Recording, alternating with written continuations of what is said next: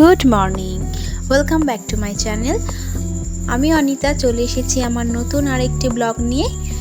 আমার নতুন ব্লগে প্রত্যেককে স্বাগত জানিয়ে আজকের ব্লগটা শুরু করে দিলাম। এখন বাজে ঘড়িতে সকাল 6টা, আর এইমাত্রই ছেলেকে অটোয় তুলে দিয়ে এলাম। এসেই কিন্তু আজকে আর বসিনি, আজকে সারাদিনে প্রচুর কাজ আছে। আর আজকে যেহেতু উল্টো রথ, তো সে কারণে কিছু কাজ এক্সট্রাই আমার আছে। যেমন উল্টো রথ তো রয়েছে আমার জায়ের বাড়িতে, সেখানে আনতে যেতে হবে। তারপরে ঠাকুরের জন্য একটু ভোগ রান্না করার ইচ্ছা আছে, তো বাড়ির রান্নাগুলো শেষ করে তারপর আবার সমস্ত গ্যাস মুছে নিয়ে আবার সেগুলো করতে হবে। তো সেই কারণে আজকে প্রচুর কাজ আছে, তো ঝটপট করে সেগুলো সেরে নিতে হবে। আর আকাশ তো ভালোই মেঘলা করে আসছে জানো। আর দেখো, রাত্রিবেলা বাসন মেজে গ্যাস পরিষ্কার করে এইভাবেই আমি শুতে যাই। তো সকালে উঠে যখন রান্নাঘরটাকে দেখি না, সত্যি কিন্তু আমার মনটা খুব ভালো হয়ে যায় এবং কাজের জন্য কিন্তু খুব অ্যাক্টিভ হয়ে যাই আমি। কিন্তু ঘরটা ঝাড় মোছাটাই শুধু আমার বাকি থাকে। আর এই যে এখন তোমাদের সঙ্গে গল্প করতে করতে ঘরটা মুছেও নিচ্ছি। আর ওদিকে তো বললাম প্রচুর মেঘ করেছে, চেষ্টা করছি একটু তাড়াহুড়ো করেই করতে, কারণ বাইরে যেহেতু ফুল তুলতে যেতে হবে। আর বৃষ্টির মধ্যে ফুল তুলতে গেলে না প্রায় ভিজেই যাব। স্নান করে উঠে ভিজতে কারই বা ভালো লাগে বলো। তো চটপট কাজগুলো সেরে নিই।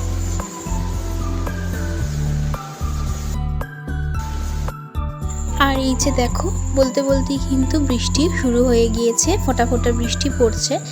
তবে কি আর করব, বৃষ্টির জন্য দাঁড়ালে হবে না, কারণ যা মেঘ করে আছে বৃষ্টি তো হতেই থাকবে। আর এই যে স্নান করে আমি চলেও এসেছি। আর রেগুলারের কিছু জামা ছিল সেগুলোই কেচে দিয়েছি। আর বৃষ্টি পড়ছে কিন্তু তাও আমি মেলে দিলাম, কারণ বৃষ্টি পরে থেমে যাবে। আর এগুলো না এমনিও ভেতরে দিয়ে কি করব, জল পড়ছে তো থাক, এখন মোটামুটি জল ঝরে যাক। আর এই যে দেখো, পুজোটাও সেরে নিয়েছি, তবে আমাকে ভিজতে হয়নি। আমি কিন্তু যখনই ফুল তুলতে গিয়েছি বৃষ্টি কমে গিয়েছিল, হয়তো ভগবানেরই ইচ্ছা। তো এই যে আমার পুজো সারা হয়ে গেল। আর সকাল সকাল পুজোটা হয়ে গেলে না মনে হয় যেন একটা বড় কাজ হয়ে গিয়েছে। আর সকালবেলা পুজোটা না দিতে পারলে সারা দিনটাই যেন আমার মন খুঁতখুত করে।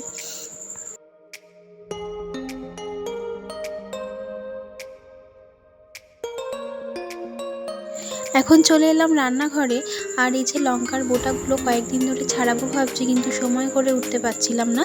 তো আজকেই বসে পড়েছি, একটু সময় পেয়েছি তো সেই কারণে, না হলে আবার পচে যাবে। আর এখন কিন্তু বেশ অনেকটাই বেলা হয়ে গিয়েছে, আর এখন চলে যাচ্ছি ভাত বসাতে। মায়ের রুটি হয়ে গিয়েছে, আর বর্ষাকাল, উনুন তো নেবানো যাবে না, তো সেই কারণে ভাতটা বসিয়ে দিচ্ছি। আর আজ আবার ছেলে তাড়াতাড়ি চলে আসবে, কারণ উল্টো রথের কারণে ছেলেদের কিন্তু আজকে হাফ ছুটি দেবে। তো সেই কারণে ভাতটা করে নিয়েছি সকাল সকাল, ও এসে খেয়ে নেবে। আর এই যে দেখো, এদিকে ডাল বসিয়ে দিয়েছি, ডাল সিদ্ধ হচ্ছে। আর এদিকে কিন্তু একটা চচ্চড়ি করব।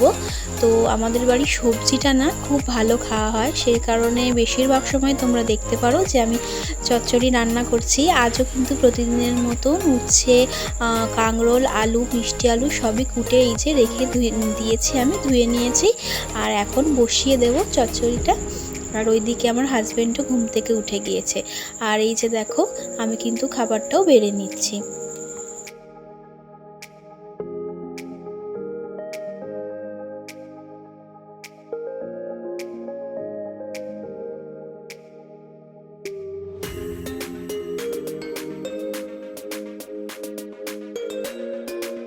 আর এই যে বন্ধুরা, এখন ছেলের জন্য খাবারটা বেড়ে নিচ্ছি। আর এরই মধ্যে কিন্তু অনেকটা সময় চলে গিয়েছে, এখন বাজে দুপুর 1:30। আর ওর জন্য খাবার বেড়ে নিয়েছি। ও এখন ঘরে পড়ছে, সে কারণে আজকে খাবারটা ওকে আমার খাইয়ে দিতে হবে। আর আন্টির কাছে বিকেলে তো পড়া আছে, আর সেই হোমওয়ার্কগুলো এখনও হয়নি, সেগুলো করে নেবে। আর আমি এই যে ওকে খাইয়ে দিচ্ছি। আর অনেক ভোরে ওঠে তো সে কারণে ঘুমও পেয়ে যায়। তো আমি খাইয়ে দিচ্ছি, আর ও পড়াগুলো সেরে নেবে, নিয়ে ঘুমিয়ে পড়বে। তো ওকে খাইয়ে নিয়ে আমি আবার খেয়ে নেব, তারপর তোমাদের সঙ্গে আবার আমার বিকেলে দেখা হচ্ছে।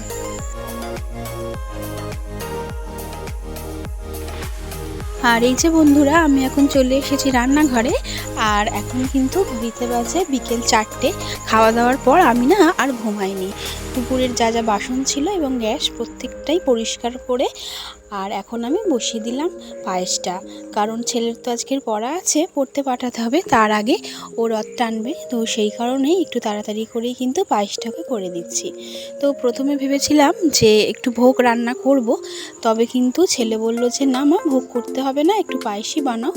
তো ভোগটা না ও খুব একটা ভালোবাসে না খেতে, তবে পায়েস খেতে ভীষণ ভালোবাসে, সেই জন্য কিন্তু ওর পায়েস করারই মনে হয়েছে দরকার। তো সেই কারণে আমাকে সেটাই বলেছে, আর আমি এই যে পায়েসটা বসিয়ে দিয়েছি। তবে আজকে না একদমই সময় পাইনি, আর বেরোতে পারিনি, মাকে দিয়েই দুধ আনিয়েছিলাম আর চাল ছিল ঘরে, তো ভাবলাম ঠিক আছে পায়েসই বানিয়ে নিই। তো এই যে পায়েসটা বসিয়েও দিয়েছি আর সমস্ত হাতের কাছে জোগাড় করে নিয়ে নিয়েছি। তো খুব বেশিক্ষণ লাগবে না, আর চালটা আগে থেকে একটু ভিজিয়েও রেখে দিয়েছিলাম। তো চটপট করে চলো করে নিই, তারপর আবার রথটা তো আনতে যেতে হবে। আর আমার যাও কিন্তু বারবার ফোন করছে যে দিদি কত দূর, তোমার হয়ে গিয়েছে? তো হ্যাঁ, আমার তো হয়েই গিয়েছে, ওকে বললাম। তো চলো পায়েসটা বানিয়ে নিই।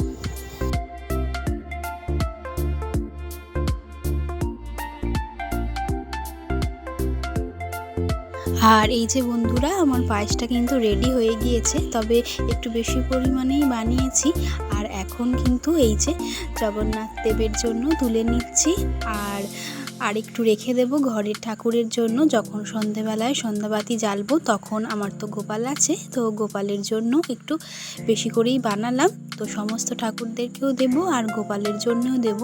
তো সেইভাবে তো আমি আলাদাভাবে গোপালের জন্য তেমন কিছু রান্না করে উঠতে পারি না। তো আজকে যেহেতু সুযোগটা হয়েছে, তো সেই জন্য ভাবলাম ওকেও একটু পায়েস নিবেদন করব। তো সেই কারণে করে নিয়েছি। আর এখন ছেলে ভিডিও করছে, আর এই যে দেখো ছেলের হাতটা বারবার দেখা যাচ্ছে। আর এই যে বন্ধুরা চলে এসেছি আমরা, আর এই দেখো আমাদের কিন্তু রথ বেরিয়েও পড়েছে, সুন্দর করে কিন্তু আমার যা পুজোও করে দিয়েছে। আর এই যে দেখো ওদের ঠাকুরঘরটা কত সুন্দর, চারটে গোপাল দেখো কি সুন্দর বসে আছে। এই সমস্তই কিন্তু আমার দেওর আর যা মিলে পুজো করে। তো এই যে দেখো এখন আমরা রথ নিয়ে বেরিয়েও পড়ছি, ছেলে ভীষণ এক্সাইটেড রথ টানবে বলে, অনেকক্ষণ থেকেই বলছে। তো এই যে রথ নিয়ে বেরিয়ে পড়েছে, তো চলো ও রথ টানুক। আর এই ভিডিওটা আজকে এখানেই শেষ করছি বন্ধুরা, তোমাদের সঙ্গে দেখা হবে আমার আবার নেক্সট ভিডিওতে। সবাই ভালো থেকো, সুস্থ থেকো, আর আমার ভিডিও দেখতে থেকো। আর তোমাদের কেমন লাগছে প্লিজ আমাকে কমেন্টে জানিও, আর যদি ভালো লাগে তাহলে একটা লাইক করে দিও। তো সকলে ভালো থেকো, আর পারলে সাবস্ক্রাইব করে দিও চ্যানেলটি। টাটা।